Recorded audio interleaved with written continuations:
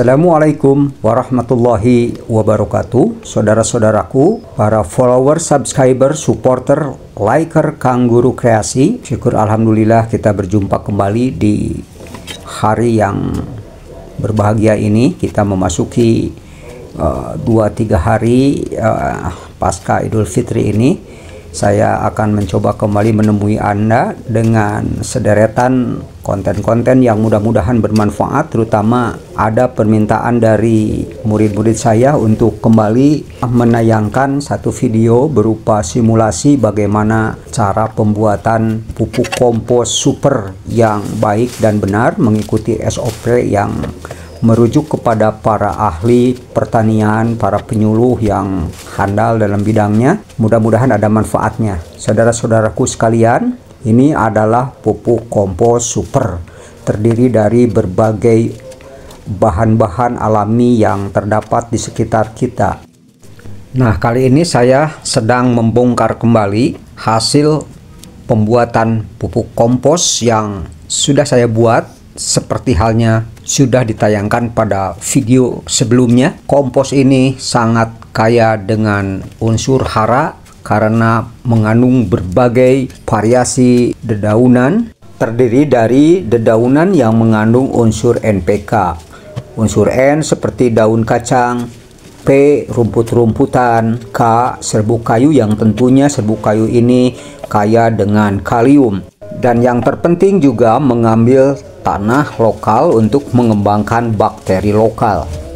Jadi semakin banyak varian dari dedaunan serta bahan-bahan organik yang tersedia yang dicampurkan pada pembuatan pupuk kompos ini, tentunya kualitas pupuk kompos semakin baik. Kenapa demikian? Maka kita perlu mengerti apa yang dimaksud dengan pupuk kompos. Pupuk kompos adalah pupuk organik yang terbuat dari bahan-bahan organik yang telah mengalami proses pengomposan. Kompos tentunya dapat digunakan untuk meningkatkan kesuburan tanah dan pertumbuhan tanaman. Disebut organik artinya kompos itu bisa kita buat sendiri maupun terdapat di alam melalui proses dekomposisi. Nah, sekarang yang sedang mengolah kompos ini adalah buatan saya sendiri ini melalui pengomposan proses fermentasi sebagai bahan-bahan yang ada di alam sekitar seperti daun-daun kering dan daun-daun basah dan hijau. Idealnya bahan dedaunan itu memiliki 3 unsur tadi, yaitu terdapat 3 unsur yang saling melengkapi, yaitu unsur NPK. Adapun bakteri yang saya kembangkan dalam pengomposan ini adalah digunakan seresah daun bambu. Di area bambu itulah kita ambil tanah sekitar 10 cm dari tumpukan daun-daun bambu. Itu adalah bakteri-bakteri lokal yang sangat bagus untuk proses pengomposan ini. Nah, ini adalah hasilnya. Komposnya sudah terlihat bagus dan sudah bisa digunakan untuk tanaman kita. Namun kali ini saya akan memproses ulang dengan cara menambahkan dedaunan yang masih tersedia di lokasi saya berupa daun-daun kering, dan saya akan coba mereka ulang bagaimana cara memproses media pembuatan kompos dari awal hingga akhir supaya menjadi edukasi kepada saudara-saudara yang membutuhkan. Pembuatan pupuk kompos super ini sederhana sekali. Konsepnya adalah kita ingin pembenah tanah agar tanah yang asam menjadi netral, yang tandus menjadi gemur, tanah yang kehilangan unsur hara menjadi subur dengan unsur hara. Untuk itulah saya dalam pembuatan kompos ini, untuk mengembalikan tanah yang asam menjadi netral, saya pergunakan lumpur sawah.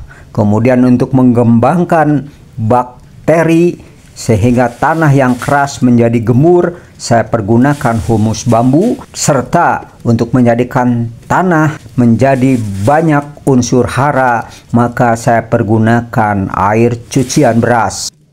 Lalu rumput yang kering tentunya diperlukan karena mengandung karbon, berfungsi sebagai kalium, sebagai nutrisi yang dibutuhkan oleh tanaman.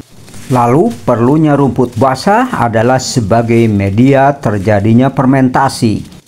Jadi semua bahan, baik itu daun yang kering, daun yang basah, serta daun yang terdiri daripada unsur N, P, dan K saling melengkapi dan mengalami proses pelapukan karena terjadi interaksi antara mikroorganisme atau bakteri pembusuk yang bekerja di dalam bahan organik tersebut. Inilah proses bagaimana membangunkan bakteri yang masih tertidur atau masa dormansi. Kemudian bahan-bahannya bisa Anda lihat sendiri. Ini adalah air bekas cucian beras dicampurkan dengan air yang ada di kolam. Kemudian jangan lupa bahwa air beras ini mengandung banyak sekali bakteri yang masih bisa kita campurkan dengan materi atau bahan pengurai, yaitu EM4 ya, diaduk sedemikian rupa sehingga proses pengadukan ini akan menjadi lebih efektif ya. Nah, kita akan campurkan, kita akan siramkan ke bahan-bahan yang sudah saya olah dan sudah saya aduk sedemikian rupa sehingga untuk penggunaan EM4 perlu Anda aktifkan dulu. Tonton pada video saya yang lainnya bagaimana cara mengaktifkan EM4 supaya lebih banyak lagi bakteri yang berkembang biak. Nah, setelah dicampurkan, saya tentunya akan siramkan ke dalam pupuk kompos yang perlu saya tingkatkan lagi derajatnya menjadi super sekali. Nah, ini adalah proses pengolahannya seperti ini. Daun kering dicampurkan kembali dengan pupuk yang kelihatannya masih sangat lembab dan belum kering benar ya. Jadi ukurannya adalah kelembabannya. Jadi suhunya jangan sampai dingin. Sebaiknya suhu pupuk kompos yang baik adalah hangat-hangat saja. Baik, saya akan kembali menata ulang bagaimana kompos ini saya proses ke dalam media yang saya buat sendiri dengan sistem yang saya ciptakan sendiri supaya dalam pupuk kompos ini ada multi manfaat ya. Pertama, pupuk ini akan menghasilkan pupuk kompos padat yang bisa dijadikan sebagai pembenah tanah untuk menanam tanaman-tanaman baik itu hortikultura maupun tanaman-tanaman keras lainnya. Lalu ada manfaat lain yaitu hasil cucian pupuk kompos ini tentunya merupakan pupuk organik cair yang sangat-sangat bermanfaat untuk kesuburan baik tanah maupun tanaman kita. Nah, cara pembuatannya seperti pada tayangan video sebelumnya seperti ini. Apa yang terdapat di lokasi kita, kita manfaatkan bahan-bahan yang bisa kita manfaatkan saja, tidak perlu kita beli ya. Nah, ini bambunya sudah cukup tua, tapi manfaatnya luar biasa ya. Kita akan coba merangkai kembali bagaimana cara atau sistem pembuatan media, pembuatan pupuk kompos yang baik dan benar. Nah, jadi jika video ini dalam penayangannya, terutama dalam pembuatan media ini tidak rapi, mohon dimaklum karena targetnya adalah target tayang video supaya manfaatnya tidak hilang dan sekedar untuk simulasi kepada saudara-saudara yang membutuhkan bagaimana sih cara membuat media pembuatan pupuk kompos yang baik dan benar. Orang berpendapat juga dibuat kubangan atau dibuat bedengan itu pada tanah langsung. Tetapi tidak ada salahnya, saya punya strategi baru nih. Jadi ada bekas kolam seperti ini dengan maksud kolongnya atau area kosong yang ada di bawah itu bisa dimanfaatkan untuk wadah tempat penampungan air bekas cucian pupuk kompos ini. Hasilnya tentu akan menjadi pupuk cair yang manfaatnya justru tidak kalah oleh pupuk padatnya sendiri.